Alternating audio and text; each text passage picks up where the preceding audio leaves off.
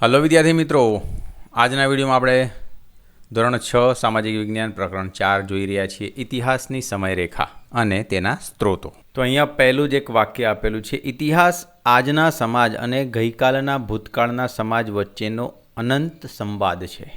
આપણે ભૂતકાળના પ્રકાશમાં જ વર્તમાન સમાજને સંપૂર્ણ રીતે સમજી શકીએ છીએ. આ છે E.H. કારનું વાક્ય છે કે ઇતિહાસ આજના સમાજ અને ગઈકાલના ભૂતકાળ સમાજ વચ્ચેનો એક સંવાદ છે, અનંત સંવાદ છે, જેનો કોઈ અંત નથી.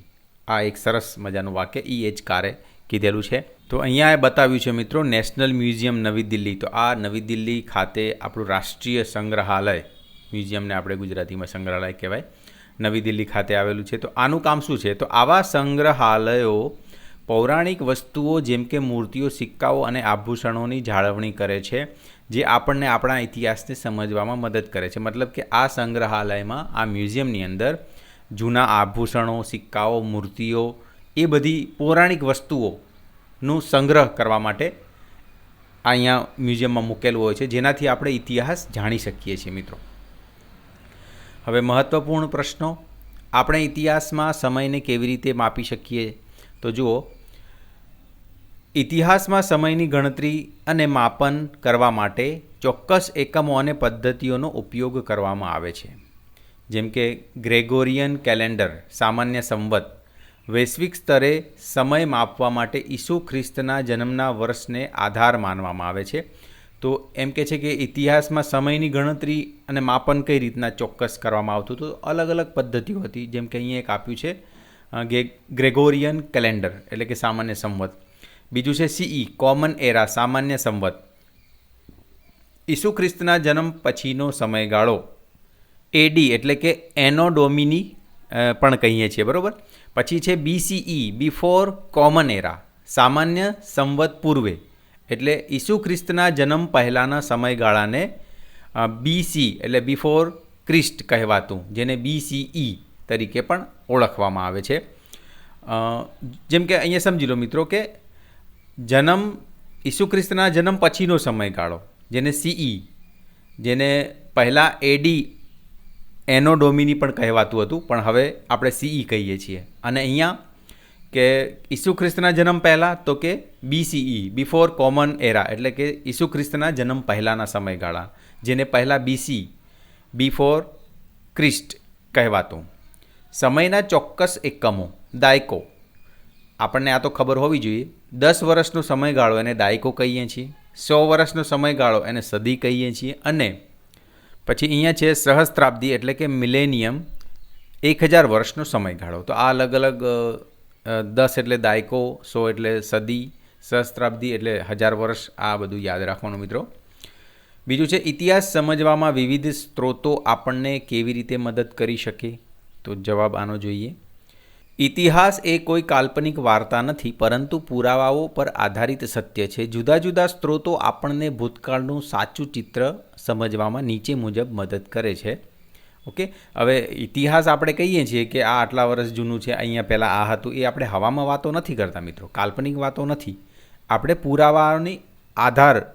પુરાવાઓ જે મળે ને એના ઉપરથી આપણે કહીએ છીએ, એમને એમ નથી કહેતા. તો કયા કયા? જેમ કે પુરાતત્વીય સ્ત્રોતો, હે ને, આર્કિયોલોજીકલ સોર્સિસ જે કહેવાય.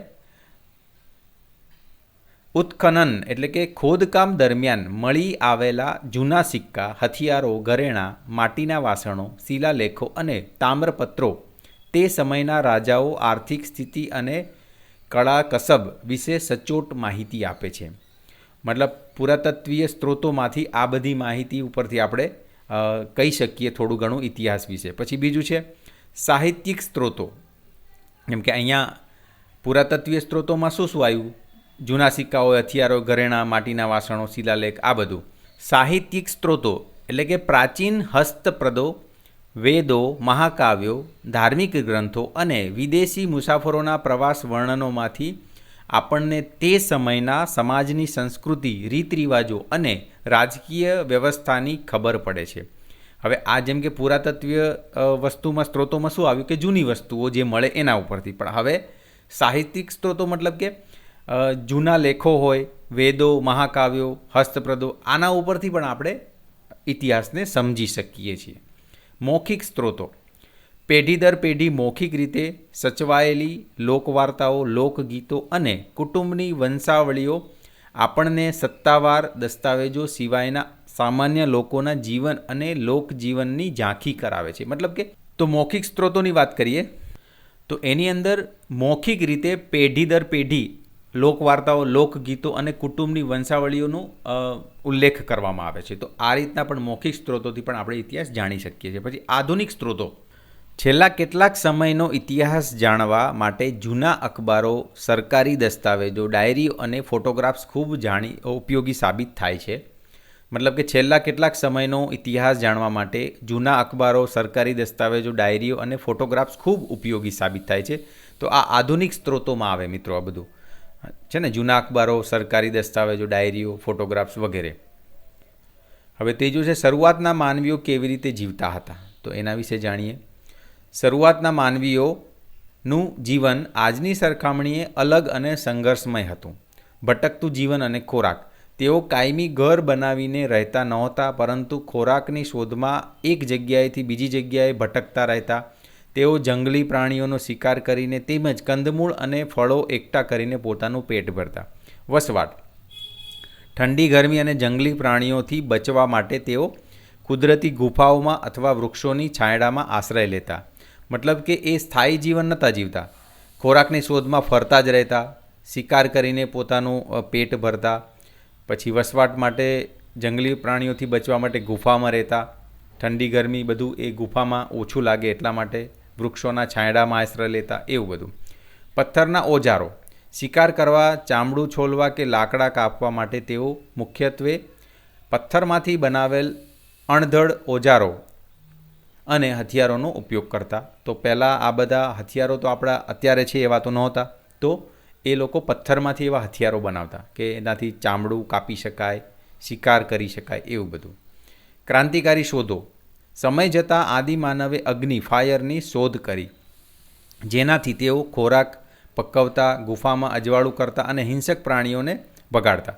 ત્યારબાદ ખેતી અને પશુપાલનની શરૂઆત થતાં તેઓ નદી કિનારે સ્થાયી જીવન જીવતા થયા. તો આ બધું ભટકતું જીવન, વસવાટ, પથ્થરના ઓજારો, ક્રાંતિકારી શોધ, આ બધું માનવી જીવન પહેલાં જે જીવતા એના બધા લક્ષણો છે. આપણે ઇતિહાસ વિશે અધ્યયન કેવી રીતે કરીએ છીએ? તો ચાલો વિચારીએ. તમારી સૌથી જૂની યાદ કઈ છે? શું તમને યાદ છે કે તે સમયે તમારી ઉંમર કેટલી હતી? કદાચ 5-6 વર્ષ પહેલાંની આ બધી યાદો તમારા ભૂતકાળનો ભાગ છે. તમે વિચારો છો કે ભૂતકાળને સમજવાથી આપણને વર્તમાન વિશ્વને સમજવામાં મદદ કેવી રીતે મળશે? તો આ બધા પ્રશ્નો છે કે 5-6 વર્ષ પહેલાંની તમને યાદ તમારા મગજમાં છે અને એ બધું ભૂતકાળનો ભાગ કહેવાય. અને આ ભૂતકાળ સમજીએ તો આપણને ભવિષ્ય કે વર્તમાન સમજાય એવું છે, પોસિબલ, મદદ મળે એવું કે છે. તમે વિજ્ઞાન વિષયમાં વર્ગમાં શીખી શકશો કે પૃથ્વીનો ઘણો લાંબો ઇતિહાસ છે, જેમાંથી આપણો ઇતિહાસ માત્ર નવીનતમ અને નાનો ભાગ છે. મતલબ કે વિજ્ઞાનમાં આપણને ત્યાં ભણવામાં આવશે કે ભાઈ જે આ આખો ઇતિહાસ છે ને ઘણો લાંબો છે, એમાં આપણે આ માનવ જીવન કે અત્યારે આપણે જે વાત કરી રહ્યા છે એ બહુ જ નાનો ભાગ કહેવાય એમ. જેમ કે આ જુઓ, આ બતાવે છે ને, આ પહેલું જે છે એટલેથી એટલે એ છે અબજો વર્ષ અગાઉ પ્રથમ કોષ બન્યો, પૃથ્વી બની, બરાબર. અને પછી ધીમે ધીમે ધીમે જો આગળ વધી મિલિયન વર્ષ પહેલાં, એટલે આ તો બહુ જૂની વાત કહેવાય કે મિલિયન વર્ષ પહેલાં તો એમાં શું શું થયું કે બેક્ટેરિયા, પછી વાદળી અને ફૂગ, પછી પરવાળા જોવા મળ્યા કે એનો ઉદ્ભવ થયો. તો આ બધું થયું ક્યાં? મિલિયન વર્ષ પહેલાં. તો અહીંયા તમે જોઈ શકો છો કે અહીંયા ખાલી વર્ષો પહેલાંની વાત કરી છે તો પણ કેટલી જૂની છે. આ 1 કરોડ વર્ષ પહેલાં, પછી અહીંયા 10 લાખ વર્ષ પહેલાં, પછી અગ્નિ શોધાઈ, પછી મનુષ્ય, આપણે મનુષ્ય જે છીએ એ 3 લાખ વર્ષ, પછી 6500 લેખન જે લખવાનું ચાલુ થયું કે એ બધું. તો આ આખી તમે અહીંયા જુઓ ખાલી આટલો જ ભાગ બતાવે છે, બરાબર છે. તો એ પણ કેટલું જૂનું છે, 1 કરોડ વર્ષ. તો આ જે વાત કરીએ છીએ પ્રથમ કોષ છે, પછી આ વાતાવરણીય પ્રાણવાયુ જે આવ્યો, તો એ કેટલી જૂની વાત છે. તો આ એમ કહેવા માગે, જે અહીંયા પ્રશ્ન હતો ને કે ઇતિહાસ ઘણો લાંબો છે, તો અહીંયાથી જોઈ શકાય છે કે ઇતિહાસ કેટલો જૂનો છે. જેમ કે આ ડાયનાસોર બહુ કરોડો અબજો વર્ષ પહેલાં થઈ ગયા, તો પણ એ અહીંયા છે, બરાબર. આ ચક્રની વાત કરીએ તો અહીંયા આ કેટલું જૂનું હોઈ શકે. ઘણા લોકો પૃથ્વીના ઇતિહાસનો અભ્યાસ કરે છે. તેઓ પૃથ્વીની સપાટીની નીચે રહેલા રહસ્યોને જાણવા પ્રશિક્ષિત છે. આ રીતે તેઓ પૃથ્વીના ભૂતકાળની સાથે સાથે આપણા ભૂતકાળને સમજવામાં પણ મદદરૂપ થાય છે. જેમ કે ભૂસ્તરશાસ્ત્રી, તો એ શું કરે, પૃથ્વીના ભૌતિક સ્વરૂપો જેમ કે માટી, પથ્થરો, ટેકરીઓ, પર્વતો, નદીઓ, સાગર, મહાસાગરો અને પૃથ્વીના અન્ય ભાગોનો અભ્યાસ કરે છે. તો એમનું શું કામ હોય કે પૃથ્વીના ભૌતિક સ્વરૂપો જેમ કે માટી, પથ્થર, ટેકરીઓ, પર્વતો, નદીઓ, સાગરો, મહાસાગરો, આ બધાના અંદરથી વસ્તુઓની શોધ કરીને એના ઉપર રિસર્ચ કરે. તો આ ભૂસ્તરશાસ્ત્રીઓનું કામ છે. જીવાશ્મ વિજ્ઞાની, ઓકે, એ શું કરે, તો અશ્મિઓના રૂપમાં કરોડો વર્ષ પહેલાંના વૃક્ષો, પ્રાણીઓ અને માનવના અવશેષોનો અભ્યાસ કરે. તો એ કોણ કરે, જીવાશ્મ વિજ્ઞાની, કે જૂના પ્રાણીઓ, વૃક્ષો અને માનવના અવશેષો, એકદમ જૂનાની વાત છે મિત્રો. તો એ બધા ઉપરથી જે રિસર્ચ કરે ને એને કહેવાય જીવાશ્મ વિજ્ઞાની. નૃવંશશાસ્ત્રી, તો આ કોણ કહેવાય, તો માનવ સમાજ અને સંસ્કૃતિઓનો સૌથી પ્રાચીન કાળથી અત્યાર સુધીનો અભ્યાસ કરે છે, બરાબર. તો આ અભ્યાસ કોણ કરે, માનવ સમાજ અને સંસ્કૃતિઓનો નૃવંશશાસ્ત્રી એટલે કે એન્થ્રોપોલોજિસ્ટ જે કહેવાય, એ આ બધી વસ્તુનો અભ્યાસ કરે. જો અહીંયા ચિત્ર પણ બતાવ્યું છે કે લોકોને મળે છે, માનવ સમાજ સંસ્કૃતિ વિશે જાણે છે, આ બધી વાત છે. પુરાતત્વવિદ એટલે કે આર્કિયોલોજિસ્ટ માનવ, વનસ્પતિ અને પશુઓ દ્વારા છોડેલા અવશેષો જેવા કે ઉપકરણ, માટલા, વાસણો, મણકા, મૂર્તિઓ, રમકડા, હાડકાં, પશુ માનવોના દાંત, બળેલા અનાજ, મકાનો અને ઈંટોના રોડા જેવી અન્ય ચીજોનું ઉત્ખનન કરીને ભૂતકાળનો અભ્યાસ કરે છે. એટલે કે જમીનમાંથી આવી વસ્તુ ખોદીને આ લોકો આ બધી વસ્તુમાંથી ઇતિહાસને શોધવાનો પ્રયત્ન કરે છે. એને કહેવાય છે આર્કિયોલોજિસ્ટ, પુરાતત્વવિદ જેને કહેવાય છે. ઇતિહાસમાં સમય ગણના કેવી રીતે કરવામાં આવે છે, તો મતલબ કે ઇતિહાસમાં સમય કેવી રીતના માપવામાં આવતો હતો, તો દરેક સમાજ અને સંસ્કૃતિની સમયની ગણતરી કરવાની પોતાની પદ્ધતિ હોય છે.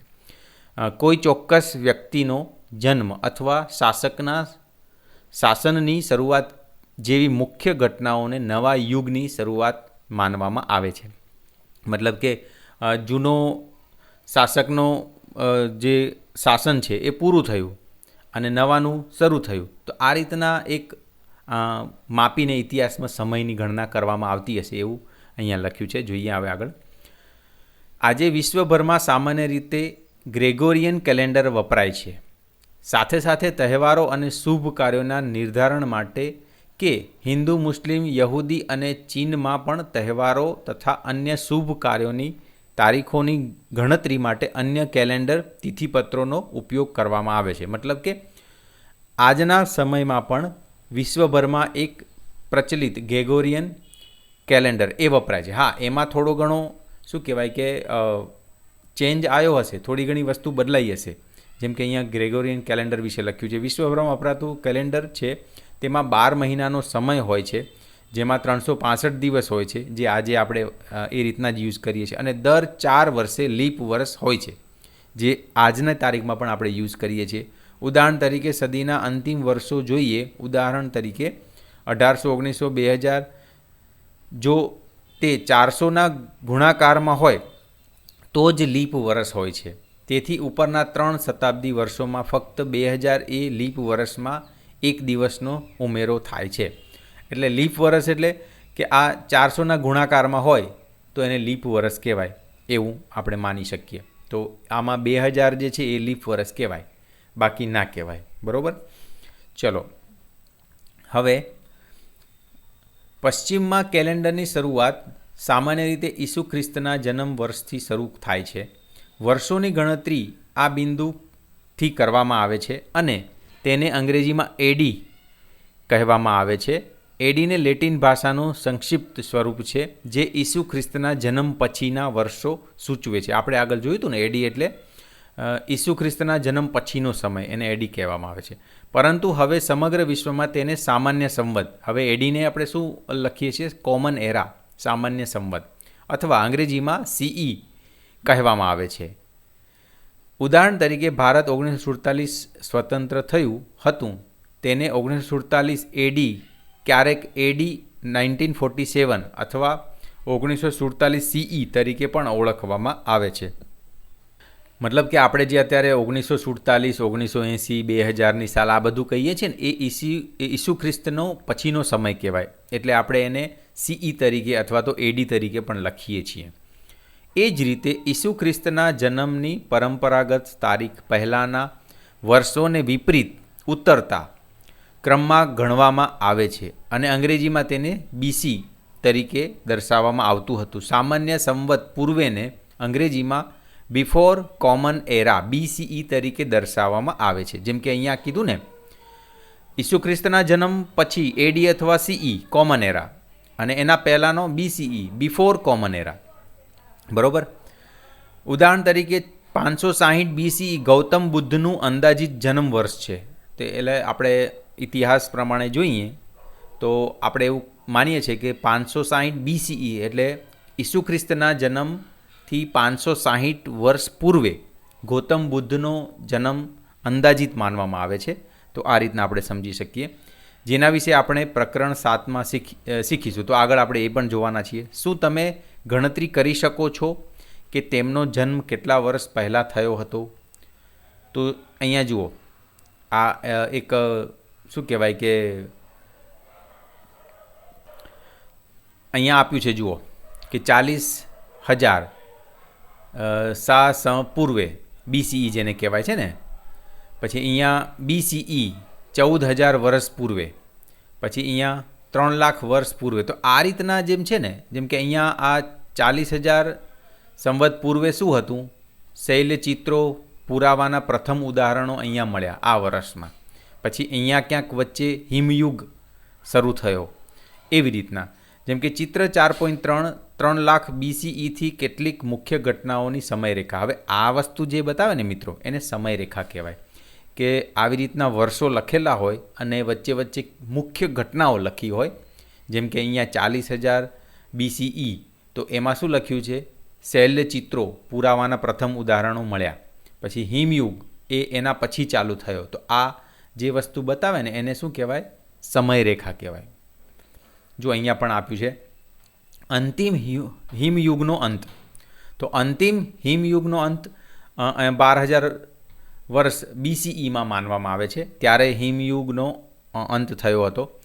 પ્રથમ કાયમી વસાહતો અને ખેતીની શરૂઆત. મતલબ કે પહેલાં આપણે જોયું ને કે જે આદિમાનવો હતા એ તો રખડતું જીવન જીવતા હતા, બરાબર છે. પછી એ સ્થાયી ક્યારે થવાના સ્ટાર્ટ થયા અને ખેતી કરવાની ચાલુ કરી? તો કે 8,000 બીસીઈ, એટલે ઈસુ ખ્રિસ્તના જન્મ પહેલાં 8,000 વર્ષ પહેલાં.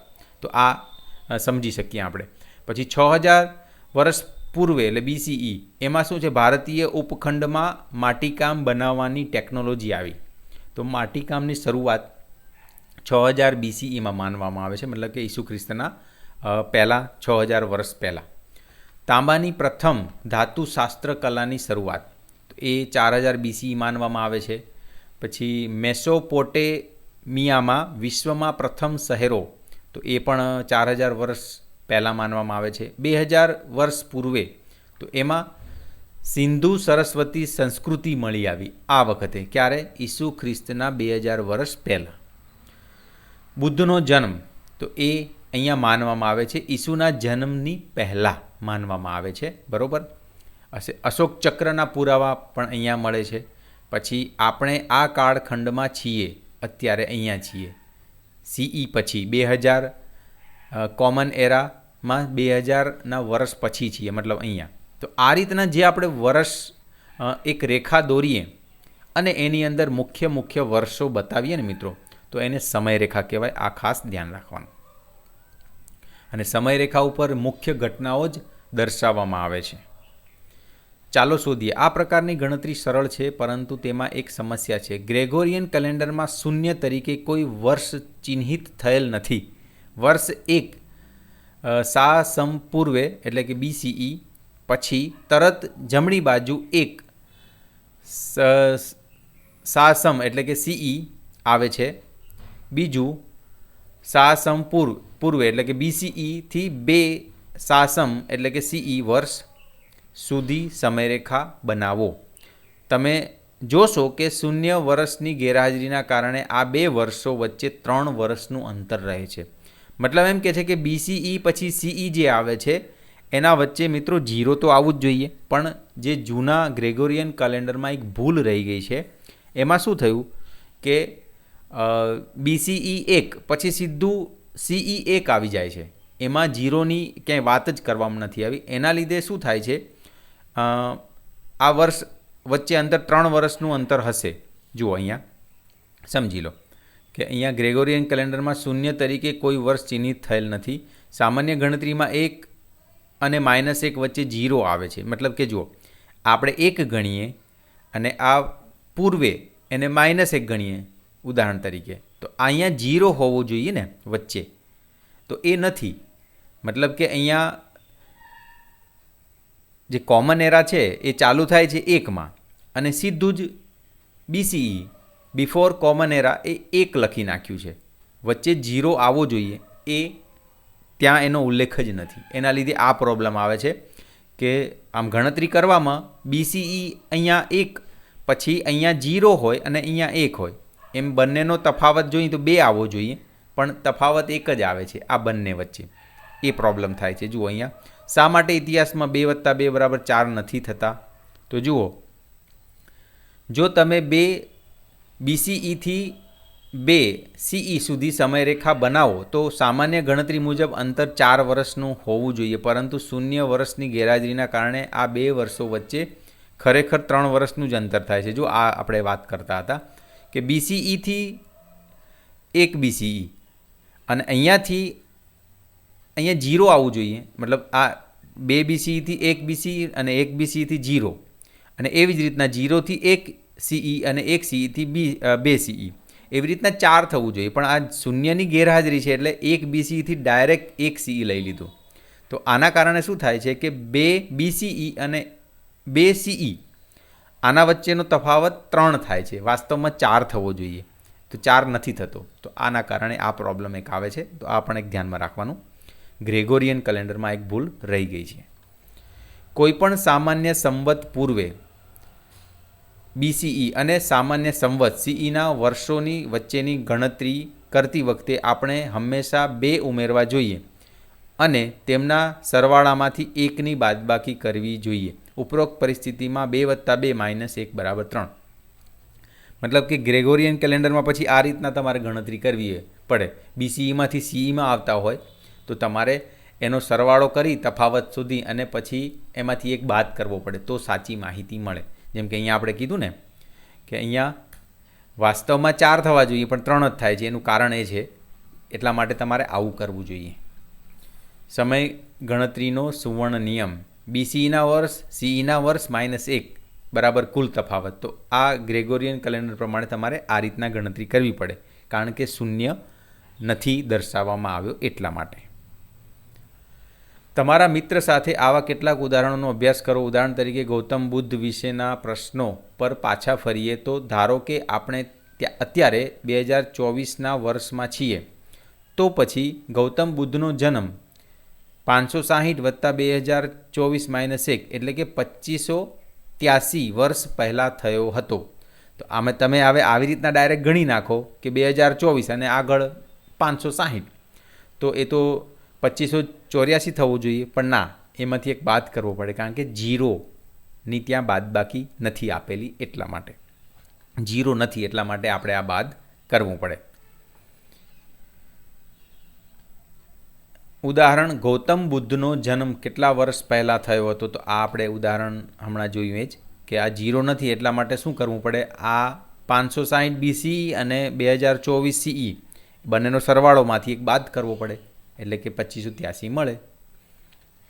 સમયરેખા જુઓ પાના નંબર 62 અને 63 પર આકૃતિ 4.3. આવી ઘટનાઓને ચિહ્નિત કરવા માટે સમયરેખા એક અનુકૂળ સાધન છે, કારણ કે તે કોઈપણ ચોક્કસ સમયગાળાને આવરી લેતી તારીખો અને ઘટનાઓને ક્રમ દર્શાવે છે. તે માનવ સભ્યતાના પ્રારંભથી લઈને વર્તમાન સુધીની સફર દર્શાવે છે. સમયરેખા પર મુખ્ય ઐતિહાસિક ઘટનાઓને આકૃતિમાં બિંદુઓને બદલે એરોથી દર્શાવેલ છે. ધ્યાન રાખો કે સમયરેખા પર ટપકાવાળો ભાગ છોડી દેવાયેલા સમયગાળાને દર્શાવે, નહીંતર આ સમયરેખા લગભગ 3 મીટર લાંબી થાત. જુઓ, અહીંયા જુઓ કે બધી વસ્તુઓ સમયરેખા ઉપર તો ના દર્શાવી શકાય, બરાબર છે. તો મુખ્ય ઘટનાઓ જ બતાવાય, બાકી વચ્ચે જે છે એ કંઈક થયું હશે પણ આપણને ચોક્કસ માહિતી નથી, એટલે મુખ્ય ઘટનાઓ જ લખી છે. તો આવી રીતના સમયરેખા બને છે. જેમ કે BCE સામાન્ય સંવત પૂર્વે 560, પછી ઈસુનો જન્મ, પછી સામાન્ય સંવત CE જે કહેવાય છે 2000, આપણે અહીંયા 2000 પછી એટલે 2024માં અહીંયા ક્યાંક હઈશું એવું. તો 2024 એટલે 2025-26 એટલે તો 2000 પછી અહીંયા 2026 અહીંયા ક્યાંક હશે, ને આ ભવિષ્યની વાત છે, બરાબર. એ શું થશે આપણને ખબર નથી. એક સમયરેખા ઐતિહાસિક ઘટનાઓ કયા ક્રમમાં બની છે તે સમજવામાં પણ મદદ કરે છે. દાખલા તરીકે તારીખો જોયા વિના પણ તમે હવે કહી શકો કે ગૌતમ બુદ્ધનો જન્મ ઈસુના જન્મ પહેલાં થયો હતો. તો આ એક સમયરેખાથી તમે કહી શકો કે એક્ઝેક્ટ વર્ષ કદાચ ના કહી શકો, ચલો, પણ તમે કહી શકો કે ભાઈ ઈસુના જન્મ પહેલાં બુદ્ધનો જન્મ થયેલો હશે. એ તમે ઇઝીલી કહી શકો આ સમયરેખાની મદદથી. ચૂકશો નહીં, 1 વર્ષ અને 1 દાયકા 10 વર્ષનો સમયગાળાની સાથે સાથે આપણે ઘણીવાર લાંબા સમયગાળાને સમજવા માટે અન્ય શબ્દોનો ઉપયોગ કરીએ છીએ. ઇતિહાસ વિશે શીખતી વખતે એમાંના 2નો સામાન્ય રીતે ઉપયોગ થાય છે. મતલબ કે સદી, કોઈ પણ 100 વર્ષનો સમયગાળો એને સદી કહીએ છીએ. ઇતિહાસમાં પહેલી સદી સામાન્ય સંવત 1 CE થી સામાન્ય સંવત 100 CE ના 100 વર્ષ સુધી ગણાય છે. એટલે સદી એટલે 100 વર્ષ એટલું સમજી લો. તો પહેલી સદી સામાન્ય સંવત 1 CE થી 100 CE વચ્ચે ગણાય છે. ઉદાહરણ તરીકે આપણે હાલમાં 21મી સદીમાં છીએ, જે 2001થી શરૂ થઈ 2000 નહીં પણ 2100 સુધી ચાલશે. મતલબ આ 2001થી જે સદી ચાલુ થઈ એ 2100ની સાલમાં પૂરી થશે, 100 વર્ષ. સામાન્ય સંવત BCEની ગણતરી કરવા માટે આપણે એક સામાન્ય સંવત પૂર્વે BCEનો ઉપયોગ કરીને સમયરેખાની પાછળ ડાબી બાજુ તરફ જઈએ. ઉદાહરણ તરીકે ત્રીજી સદી BCEમાં 300 સામાન્ય સંવત પૂર્વેથી 201 સામાન્ય સંવત પૂર્વે BCE સુધીનો સમયગાળો હશે. હવે જોઈએ આપણે સહસ્ત્રાબ્દી. સહસ્ત્રાબ્દી એ 1000 વર્ષનો સમયગાળો છે. ઇતિહાસમાં એક સામાન્ય સંવતથી શરૂ થઈને દરેક 1000 વર્ષ માટે હજારો વર્ષોની ગણના કરવામાં આવે છે. ઉદાહરણ તરીકે આપણે ત્રીજી સહસ્ત્રાબ્દીમાં છીએ, જે 2001 સામાન્ય સંવતથી શરૂ થઈને 3000 સામાન્ય સંવત CE સુધી ચાલુ રહેશે. એટલે કે 1000 વર્ષનો જે સમયગાળો હોય એને સહસ્ત્રાબ્દી કહેવાય. અત્યારે જે સહસ્ત્રાબ્દી ચાલી રહી છે એ 2001થી 3000 વર્ષ સુધી સામાન્ય સંવત સુધી ચાલુ રહેશે. સદીની જેમ સામાન્ય સંવત પૂર્વે BCEમાં હજારો વર્ષોની ગણતરી કરવા માટે એક સામાન્ય સંવત પૂર્વેથી શરૂ કરીને સમયરેખામાં પાછળ ડાબી તરફ જઈએ છીએ. ઉદાહરણ તરીકે પ્રથમ હજારો વર્ષ સામાન્ય સંવત પૂર્વેમાં એક સામાન્ય સંવત પૂર્વે BCEથી 1000 સામાન્ય સંવત પૂર્વે સુધીનો સમયગાળો સામેલ છે. તો આ BCE બાજુ જવું હોય 1000 વર્ષ, મતલબ સહસ્ત્રાબ્દીમાં, તો આ રીતના ગણાય. CEમાં ગણવું હોય તો આપણે કીધું 2001થી 3000 અત્યારે જે ચાલુ છે. પાના નંબર 62 અને 63 આકૃતિ 4.3માં આપેલી સમયરેખામાં તમે 8મી સહસ્ત્રાબ્દી વર્ષને સામાન્ય સંવત પૂર્વે BCEને ચિહ્નિત કરી શકશો. ચાલો શોધીએ. તો 1900 સામાન્ય સંવત CEથી શરૂ કરીને આજ સુધીના વર્ષની સમયરેખા આલેખો, તેના ઉપર તમારા દાદા દાદી, માતા પિતા, ભાઈ બહેન અને તમારી પોતાની જન્મ તારીખ દર્શાવો. સાથે 20 સદી સામાન્ય સંવત CE શરૂ કરી ચાલુ વર્ષને અંતિમ બિંદુ તરીકે દર્શાવો. તો જો આ રીતના પરિવારની સમયરેખા આ રીતના દોરી શકાય. 1900થી ચાલુ કરીને 1960 તો દાદાનો જન્મ, 1964 દાદીનો જન્મ, પછી 1984 પિતાનો જન્મ, 1985 માતાનો જન્મ, પછી 2012માં મારો જન્મ, પછી મારી બહેન 2015માં જન્મ. તો આ રીતના તમે એક સમયરેખા દોરી શકો. બરાબર છે. ચૂકશો નહીં. શું તમે જાણો છો કે મોટા ભાગના ભારતીય કેલેન્ડર તિથિપત્રો મહિનાઓ અને દિવસો નક્કી કરવા માટે સૂર્ય અને ચંદ્રની સ્થિતિ પર આધાર રાખે છે? પંચાંગ એ ખગોળીય વિગતોના કોઠા ધરાવતું પુસ્તક છે કે જેમાં દરેક મહિનાના દિવસો સાથે સંકળાયેલ ખગોળશાસ્ત્રીય આંકડાઓની યાદી આપવામાં આવે છે. ઉદાહરણ તરીકે, તે સૂર્યગ્રહણ, ચંદ્રગ્રહણ, સૂર્યોદય અને સૂર્યાસ્ત જેવી ઘટનાઓનો સચોટ સમય નક્કી કરે છે. હવામાનની આગાહી, તહેવારોની તારીખ અને સમયના નિર્ધારણ વગેરે માટે આજે પણ ભારતના મોટા પાયે પંચાંગનો ઉપયોગ થાય છે. એટલે કે ભારતીય કેલેન્ડરો જે મુખ્યત્વે છે એ મહિનાઓ, દિવસોને એ બધું જ શેના ઉપર આધાર છે? સૂર્ય અને ચંદ્રની સ્થિતિ પર આધાર રાખે છે. અને જે પંચાંગ જે છે એમાં ખગોળીય ઘટનાઓ પણ દર્શાવેલી હોય છે, જેમ કે ચંદ્રગ્રહણ, સૂર્યગ્રહણ, સૂર્યોદય, સૂર્યાસ્ત કેટલા વાગે થશે એ પણ એમાં બતાવેલું હોય છે. તો આ રીતની અહીંયા વાત કરી છે. ઇતિહાસના સ્ત્રોત કયા કયા છે? તો શું તમે તમારા પરિવારની ઓછામાં ઓછી 3 પેઢીઓ વિશેની માહિતી એકત્રિત કરી શકો છો? તમારા માતા પિતા, દાદા દાદી અને પરદાદા દાદીવાળું કુટુંબ વૃક્ષ બનાવો. તેમના નામ જાણો. તેમણે આજીવિકા માટે શું કર્યું હતું અને તેમનો જન્મ ક્યાં થયો હતો જેવી માહિતી ક્યાંથી મળી છે તેના સ્ત્રોતો નીચેના કોષ્ટકમાં જણાવો. તો અહીંયા જુઓ એક ટેબલ આપ્યું છે કે નામ, વ્યવસાય, જન્મસ્થળ, માહિતીનો સ્ત્રોત. તો આ રીતના મિત્રો તમારે જાતે જ ભરવાનું છે.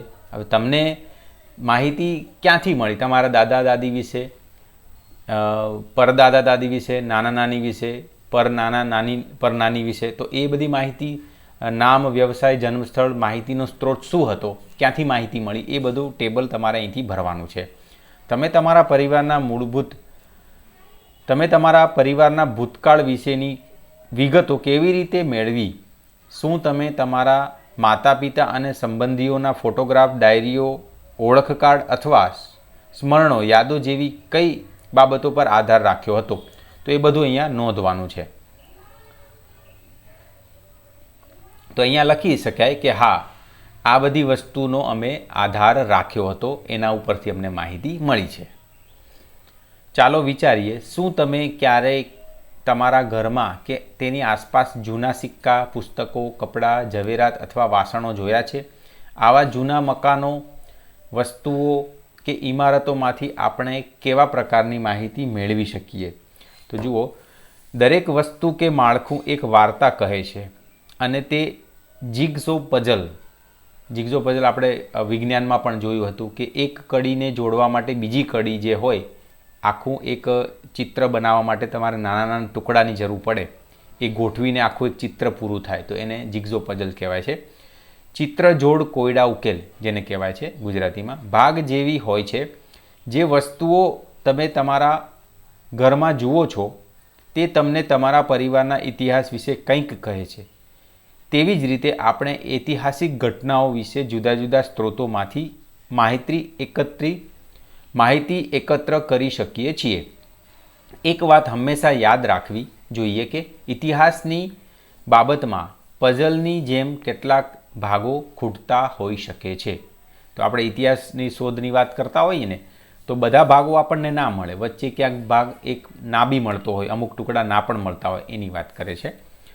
નીચેની આકૃતિમાં દર્શાવેલ ઇતિહાસના મુખ્ય સ્ત્રોતોને પ્રસ્તુત કરતી આકૃતિને જુઓ. આ તમામ સ્ત્રોતોને આ તબક્કે યાદ રાખવાની જરૂર નથી. આપણે આગળના અભ્યાસ જો અહીંયા આ કહે છે કે હસ્તપ્રદો, જેમ કે શિલાલેખો, તો એમાં શું શું આવે? હસ્તપ્રતો, તામ્રપત્રો, પછી સિક્કાઓ, પછી મૌખિક સ્ત્રોતમાં શું આવે? વંશાવલી, લોક સાહિત્ય. ભારતીય સાહિત્યમાં શું આવે? વેદો, ઇતિહાસ, કવિતાઓ અને નાટકો, ઐતિહાસિક લેખો, વાર્તા સંગ્રહ, વૈજ્ઞાનિક અને તકનીકી ગ્રંથો. વિદેશી વર્ણિત વિગતો, એટલે જે લોકો બહારથી પ્રવાસ કરવા આવ્યા અને માહિતી લઈ ગયા હોય એ પણ ઐતિહાસિક વૃત્તાંત અથવા તો પ્રવાસ વર્ણનોમાંથી મળે. જેમ કે આ બધા સાહિત્યિક સ્ત્રોતો છે. આ કલાત્મક સ્ત્રોતો, એમાં ચિત્રકલા, મૂર્તિકલા, પેનલો એ બધું આવી જાય.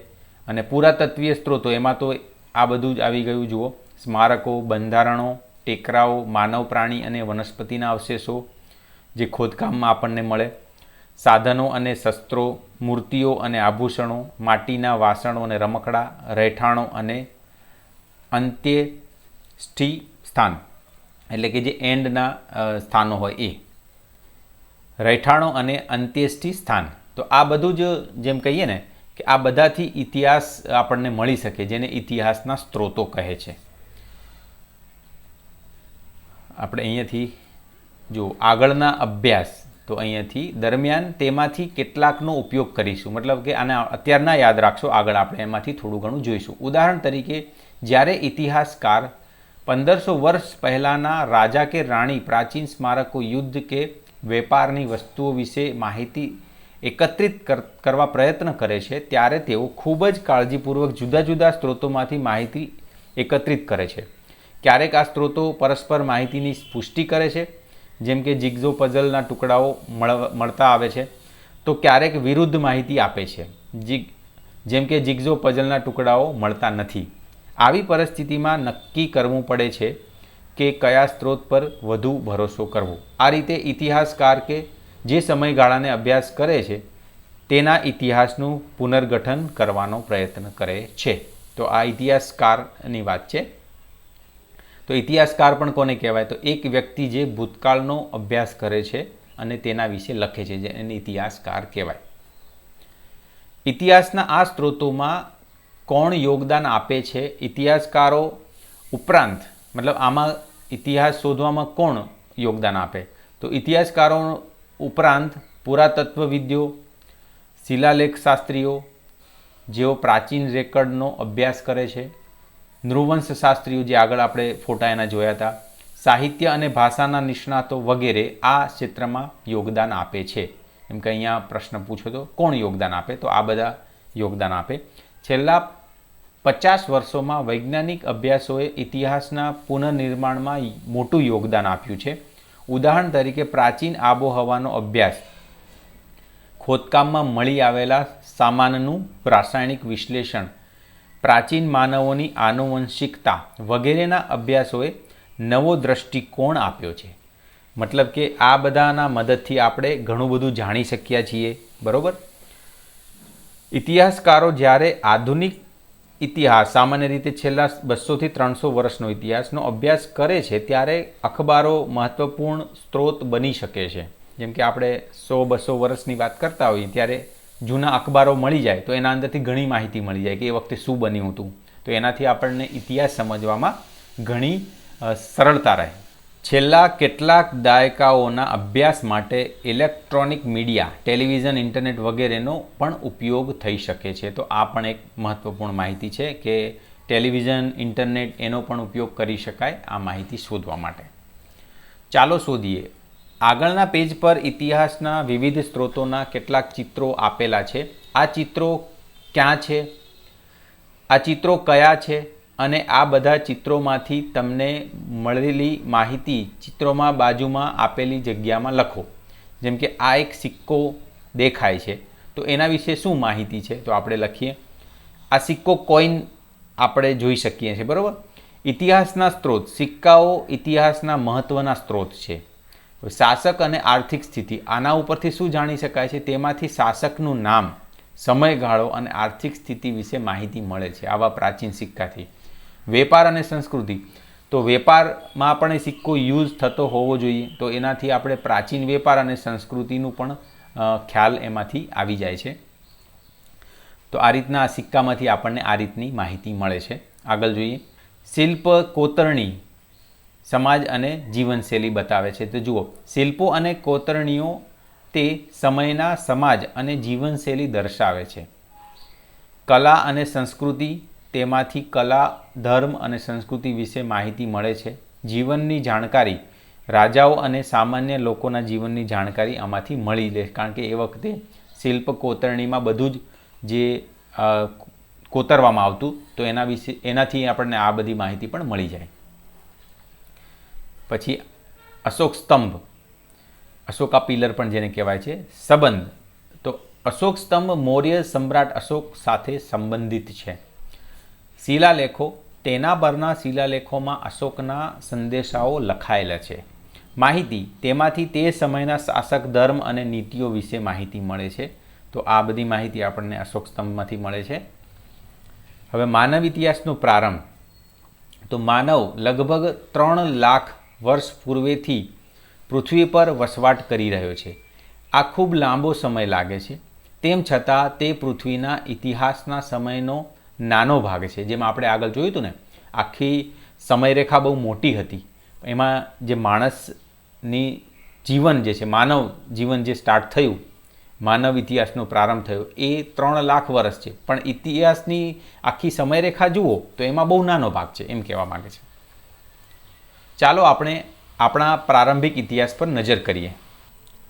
તો અહીંયા એક ચિત્ર આપ્યું છે, તેના ઉપરથી આપણે સમજી શકીએ પ્રારંભિક ઇતિહાસ. તો આ ચિત્ર બરોબર નથી, તો આપણે એને થોડી સારી ઇમેજ બનાવી છે એની. જો કે અહીંયા કોઈ ચિત્રો દોરી રહ્યા છે, આગ, અહીંયા ચામડાને ચીરી રહ્યા છે. તો આ બધી આ ચિત્ર, જૂનું ચિત્રમાંથી આ બધી વસ્તુ મળે છે. તો જોઈએ અહીંયા, તો પ્રારંભિક માનવ જીવન અહીંયા જે દેખાય છે એ બધું આપણે અહીંયા લખ્યું છે. અગ્નિની શોધ અને ઉપયોગ. દ્રશ્ય, ડાબી બાજુ લોકો અગ્નિની આસપાસ બેઠા છે. ઉપયોગ, અગ્નિનો ઉપયોગ ગરમી મેળવવા, પ્રકાશ માટે અને ખોરાક રાંધવા માટે થતો હતો. શૈલ ચિત્રો, રોક પેઇન્ટિંગ્સ, જે અહીંયા આપણને દેખાઈ રહ્યું છે ને, આ જો પથ્થર ઉપર પેઇન્ટિંગ એ લોકો કરતા. દ્રશ્ય, મધ્ય ભાગમાં એક વ્યક્તિ ખડક પથ્થરની દિવાલ પર ચિત્ર દોરી રહી છે. ચિત્રોમાં પ્રાણીઓ અને શિકારના દ્રશ્યો દર્શાવવામાં આવ્યા છે. પથ્થરના સાધનો બનાવતા લોકો, નીચે કેટલાક લોકો પથ્થરને ઘસીને સાધનો અને હથિયારો બનાવી રહ્યા છે, જે અહીંયા દેખાય છે, આ રહ્યું. ઉપયોગ, આ સાધનોનો ઉપયોગ શિકાર અને દૈનિક કાર્યોમાં થતો હતો. કુટુંબ અને સામૂહિક જીવન, સહજીવન, સ્ત્રીઓ, પુરુષો અને બાળકો સાથે મળીને રહેતા દેખાય છે, આ રહ્યું બરોબર. સહયોગ, તેઓ સમૂહમાં રહીને એકબીજાની મદદ કરતા હતા. ખોરાકની તૈયારી. દ્રશ્ય, જમણી બાજુ કેટલાક લોકો વાસણ જેવા પાત્ર પાસે બેઠા છે. તેઓ ખોરાક તૈયાર કરતા અથવા એકત્રિત કરેલા ખોરાકનું વિતરણ કરતા હોય તેવું લાગે છે. તો આ બધા ચિત્રમાંથી આપણે આ કન્ક્લુઝન કે જોઈ શકીએ છીએ કે આ બધી વસ્તુ આપણને આવા પેઇન્ટિંગમાંથી મળી શકે છે. અને આના ઉપરથી આપણે થોડો ઘણો ઇતિહાસ જાણી શકીએ છીએ. અને આના પરથી આપણે ઇતિહાસ જાણી શકીએ છીએ.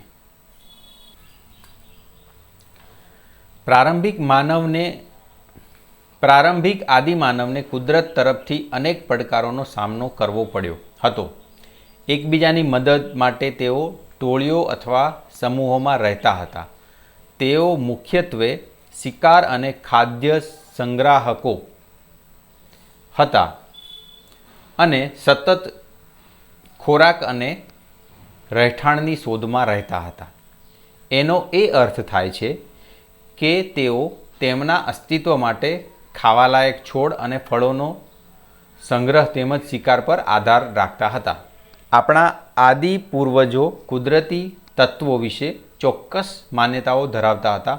કદાચ તેમની પાસે મરણોપરાંત જીવન વિશે પણ કેટલીક માન્યતાઓ હતી.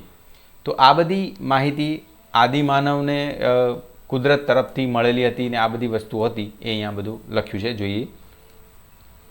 આ સમૂહો હંગામી પડાવો, પથ્થરના આશ્રયો અને અથવા ગુફાઓમાં રહેતા હતા અને એકબીજા સાથે જે ભાષાઓમાં વાતચીત કરતા હતા તે હવે લુપ્ત થઈ ગઈ છે. તેમણે આગનો ઉપયોગ કરવાનું શીખી લીધું હતું. પથ્થરની સુધારેલી કુહાડીઓ અને પતરી, બ્લેડ, અણીદાર તીરો અને અન્ય સાધનોના નિર્માણથી તેમનું જીવન સરળ બન્યું. સમગ્ર વિશ્વની હજારો ગુફાઓના શૈલ ચિત્રો, રોક પેઇન્ટિંગ્સમાં તેમના જીવનના વિવિધ પાસાઓ દર્શાવે છે. મતલબ આપણે જોયું ને કે એક પેઇન્ટિંગ આપણે જે જોયું, તો આવા પેઇન્ટિંગ જૂના ઘણા બધા મળ્યા છે અને આના ઉપરથી આપણે ઇતિહાસ સમજી શકીએ છીએ કે એ રીતના. તો એ પરથી આપણે એવો ઇતિહાસ સમજી શકીએ છીએ કે એ લોકો કઈ રીતના જમવાનું બનાવતા, કઈ રીતના ખોરાક કરતા, તો એ બધું. તો આવા જૂના જે પેઇન્ટિંગ, શૈલચિત્રો છે એના ઉપરથી આપણને ઘણી બધી માહિતી મળી રહે છે કે એમનું જીવન કેવું હતું. આમાંના કેટલાક ચિત્રો સરળ આકૃતિઓ અને પ્રતીકોના છે, જ્યારે કેટલાક વધુ વિસ્તૃત છે. તેમાં પ્રાણીઓ અને મનુષ્યના દ્રશ્યો દર્શાવેલા છે. સમય જતાં આદિ માનવે પથ્થર અને મણકા, ગૂંથેલી માળા, પ્રાણીઓના દાંતનું પેન્ડેન્ટ જેવા સરળ આભૂષણો બનાવ્યા અને અન્ય સમૂહો સાથે તેનું આદાન પ્રદાન કર્યું. પ્રથમ પાક. લાંબા સમયગાળા દરમિયાન પૃથ્વીના વાતાવરણમાં અનેક ફેરફારો થયા છે. એક સમયે પૃથ્વી ખૂબ ઠંડી હતી અને તેનો મોટો ભાગ હિમાચ્છાદિત એટલે કે બરફથી ઢંકાયેલો હતો. તેથી તે સમયને હિમયુગ તરીકે ઓળખવામાં આવ્યો. તમે આ વિશેનો વધુ વિગતવાર અભ્યાસ વિજ્ઞાનમાં કરશો. મતલબ કે એક હિમયુગ તરીકે ઓળખાતો, જેમાં પૃથ્વીનો મોટો ભાગ એમાં બરફ છવાયેલો રહેતો. તો એ આપણે વિજ્ઞાનમાં વિગતવાર જોઈશું. પાછળથી જ્યારે આબોહવા ગરમ થવા લાગી ત્યારે બરફનો કેટલાક ભાગ પીગળવાનો શરૂ થયો, જેનાથી તે સમયની નદીઓ પાણીથી ભરાઈ ગઈ અને પછી તે પાણી મહાસાગર ભળી ગયું. આ હિમયુગ લગભગ 1,00,000 વર્ષ સામાન્ય સંવત પૂર્વે એટલે BCE લઈને 12,000 વર્ષ સામાન્ય સંવત પૂર્વે સુધી ચાલ્યો. તો 1,00,000 વર્ષ સામાન્ય સંવત પૂર્વેથી લઈને 12,000 સામાન્ય સંવત પૂર્વે સુધી આ હિમયુગ ચાલ્યો એવું માનવામાં આવે છે. તે પછી માનવ માટે રહેવાની પરિસ્થિતિઓમાં સુધારો થયો. વિશ્વના ઘણા ભાગોમાં માણસોએ એક જ સ્થળે વસવાટ કરવાનું શરૂ કર્યું અને અનાજ ઉગાડવાનો પ્રારંભ કર્યો. તેમણે ગાય, બકરા જેવા પ્રાણીઓ પાળવાનું શરૂ કર્યું. ખોરાકની વધુ ઉપલબ્ધતાના કારણે આ સમૂહોના કદ અને સંખ્યા બંને વધવા લાગ્યા. તેઓ મુખ્યત્વે નદીઓના કિનારે રહેવા લાગ્યા, પરંતુ તેનું એકમાત્ર કારણ પાણીની ઉપલબ્ધતા નહીં પણ અહીંની જમીનની ફળદ્રુપતા હતી. આથી અનાજ ઉગાડવાની પ્રક્રિયા વધુ સરળ બની. મતલબ આ લોકો ધીમે ધીમે, આ હિમયુગ પછીની વાત છે, કે એક જગ્યાએ સ્થાયી થવા માંડ્યા, ખેતી કરવા માંડ્યા. અને ખેતી પણ કઈ જગ્યાએ? નદીઓના કિનારે. કેમ? તો ત્યાં પાણી મળી રહે એ તો ખરું જ, પણ સાથે સાથે જે નદી કિનારાની જમીન હોય એ એકદમ ફળદ્રુપ હોય એટલા માટે. ચાલો શોધીએ. આગળના પાના પરના ચિત્રનું અવલોકન કરો. તેમાં થોડીક સહસ્ત્રાબ્દી વર્ષ પહેલાંના ખેડૂત સમુદાયની ખેતી પ્રવૃત્તિઓનું નિરૂપણ કરવામાં આવ્યું છે. તમે જે મુખ્ય પ્રવૃત્તિઓને ઓળખી શકો તેની યાદી બનાવો. તો અહીંયા જો આ એક ચિત્ર આપ્યું છે, બાજુમાં નદી છે. તો અહીંયા એ લોકો ખેતી કરતા હતા અને એ બીજી પણ માહિતી આ ચિત્રમાં મળી રહે છે. તો કઈ કઈ માહિતી, ખેતીની પદ્ધતિ શું છે એ આપણે વર્ણન કરવાનું છે. તો અહીંયા જુઓ, ક્ષેત્ર 1 અહીંયા જે બતાવ્યું છે આ ઇમેજની અંદર, ખેતી અને પાકની લણણી. તો જુઓ, પાકની લણણી વ્યક્તિઓ દાંતરડા જેવા ઓજારોથી પાક કાપી રહ્યા છે, અહીં દેખાય છે, બરાબર. અનાજનું વહન, કાપેલા પાકના ભારા બાંધીને એકઠા કરવામાં આવી રહ્યા છે. પછી કૃષિ ઓજારો, ખેતી માટે પથ્થર કે લાકડાના પ્રાથમિક સાધનોનો સ્પષ્ટ ઉપયોગ અહીંયા જણાઈ આવે છે. તો આ પહેલું ચિત્રનું અહીંયા આપણે જોયું. હવે ક્ષેત્ર 2 છે પશુપાલન. અહીંયા જુઓ, આ ચિત્રના ભાગમાં પશુપાલન દેખાઈ આવે છે. ઘેટા બકરા ઉછેર, દૂધ, માંસ અને ઊન માટે પશુઓનું પાલન, રક્ષણ અને સાથ શ્વાન કૂતરાને પાળવાની શરૂઆત કે શિકાર અને રક્ષણમાં મદદરૂપ થાય એટલા માટે. નદી કિનારે ચરાણ, તો નદી કિનારે અહીંયા જુઓ આ જે પશુપાલન માટે ઘેટા બકરા ઉછેર છે એને ચારવા ક્યાં નદી કિનારે લઈ જાય એ અહીંયા ઇમેજમાં ફોટોમાં બતાવ્યું છે. તો દૂર પૃષ્ઠભૂમિમાં ગાય કે બળદ જેવા પશુઓ ચરતા જોઈ શકાય છે. તો આ પણ એક વિગત જોઈએ આપણે. તો ક્ષેત્ર ત્રીજું છે ગૃહજીવન અને ખોરાક તૈયાર કરવો. તો આ ચિત્રમાં અહીંયા જોઈ શકાય છે કે અનાજ દળવું સ્ત્રી પથ્થરના સાધન ખલ, દસ્તો અથવા ઘંટી વડે અનાજ પીસી રહી છે. અગ્નિનો ઉપયોગ, ચૂલા પર અગ્નિ પ્રગટાવીને ખોરાક રાંધવાની પ્રક્રિયા અહીં દેખાય છે. માટીકામ અને સંગ્રહ, રાંધવા અને અનાજ ભરવા માટે માટીના વાસણો, માટલાનો ઉપયોગ એ પણ અહીં જોવાય છે. તો આ ચિત્રમાં આપણે અલગ અલગ વસ્તુઓ ઓળખી શકીએ છીએ. ચોથું ક્ષેત્ર છે વસવાટ અને કામગીરી. તો અહીંયા ઘર દેખાય છે, એટલે વસવાટ એ લોકો અહીંયા ઘરમાં કરતા હશે, એના માટે અહીંયા જે ઘર દેખાય છે એના ઉપરથી કહી શકાય. કામગીરી અને ઓજાર નિર્માણ, તો અહીંયાથી જુઓ આ ચિત્રમાં આ ભાગમાં દેખાય છે કે ઓજાર બનાવે છે અથવા એનો ઉપયોગ. નદી આધારિત જીવન, પાણીની સરળ ઉપલબ્ધતાના માટે નદી કિનારે વસાહતનું નિર્માણ. તો પાણી મળી રહે, કારણ કે પાણી તો મુખ્ય જરૂરિયાતમાં આવે, તો એટલા માટે જમીન ની જોડે નદી હોય એવું આ લોકો પસંદ કરતા હતા. તો એક આત્મનિર્ભર સમુદાય એ આ ચિત્રમાં અલગ અલગ વસ્તુઓમાંથી આપણે જોઈ શકીએ છીએ. તો ચાલો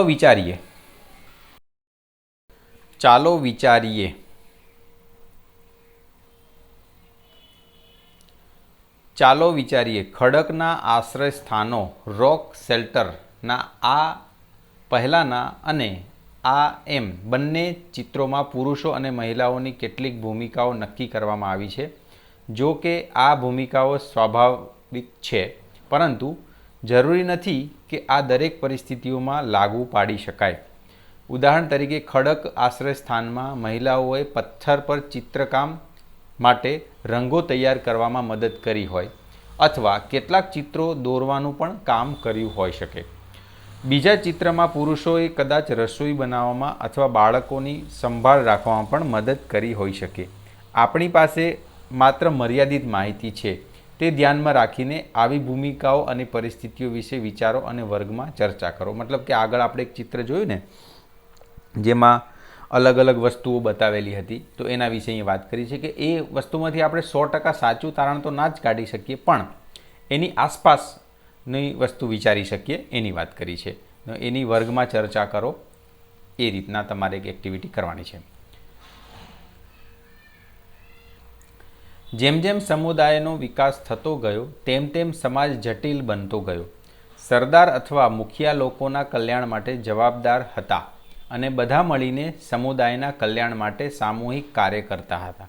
ઉદાહરણ તરીકે, ખાનગી માલિકીની કોઈ ભાવના ન હતી અને જમીન પર સામૂહિક રીતે ખેતી કરવામાં આવતી હતી. મતલબ બધું જે વસ્તુ હતું સામૂહિક હતી, કોઈ એક પર્ટિક્યુલર ખાનગીની વાત જ ક્યારેક નથી કે આ મારું છે કે આ મારું છે. બધા માટે એ વખતે હળીમળીને સમુદાયમાં રહેતા હતા એની વાત છે. સમય પસાર થતાં નાના ગામડા, પલ્લી, ઉપગામ મોટા ગામડાઓમાં પરિવર્તિત થયા, જે મુખ્યત્વે ખોરાક, કપડાં અને સાધનો જેવી વસ્તુઓનું આદાન પ્રદાન કરવા લાગ્યા. ધીરે ધીરે આ ગામોમાં સંદેશા વ્યવહાર અને પરિવહનની વ્યવસ્થાતંત્ર વિકસિત થયું અને તેમાંથી કેટલાક નાના નગરોમાં ફેરવાઈ ગયા.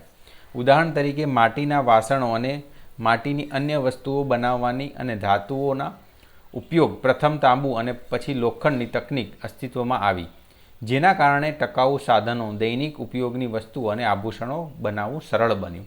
તો આ બધી વાત છે કે નાના પછી જેમ જેમ સમુદાયો વિખેરાયા એમ નાના નાના ગામ પછી ઉપગામ બન્યા, આ રીતની વાત છે.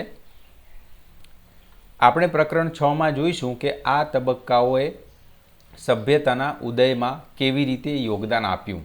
હાલ આ યાદ રાખવાનું મહત્ત્વપૂર્ણ છે, કારણ કે માનવ સંસ્કૃતિએ વિકાસના આ પ્રારંભિક તબક્કાઓમાં અનેક પડકારોનો સામનો કર્યો હતો. આ સમય દરમિયાન કેટલીક મુશ્કેલીઓ આવી હતી, જ્યારે કેટલીક પૂર્વવર્તી પ્રજાતિઓની જેમ માનવ સભ્યતા પણ લુપ્ત થઈ શકતી હતી. આપણે આ આદિમાનવો વિશે ક્યારેય જાણી શકીશું નહીં, જેમના સાહસ અને અડગતા દ્વારા આજે આપણું અસ્તિત્વ સંભવ બની શક્યું છે. તો આ આપણે અહીંયા લખ્યું છે કે ભાઈ પ્રકરણ 6માં જોઈશું વધારે ડિટેલમાં, પણ અહીંયા જે વસ્તુ છે એ બધી યાદ રાખવી કે માનવ સંસ્કૃતિનો વિકાસના પ્રારંભિક તબક્કામાં શું શું વસ્તુ હતી અને આદિમાનવો કેટલો સંઘર્ષ કર્યો છે અને એના કારણે આપણું અસ્તિત્વ છે, એ બધી વસ્તુ આપણે યાદ રાખવી જોઈએ. તો મિત્રો, આ સંપૂર્ણ પ્રકરણ આપણે એકદમ સમજૂતી સાથે જોયું. તો આ વિડીયો કેવો લાગ્યો કોમેન્ટ કરીને કહેજો, અને PDF કે તમારે બીજી ડિટેલ્સ જોઈતી હોય તો આપણી જે ટેલિગ્રામ ચેનલ છે એને જોઈન કરી લેવી, જેની લિંક હું ડિસ્ક્રિપ્શનમાં આપું છું. ધન્યવાદ.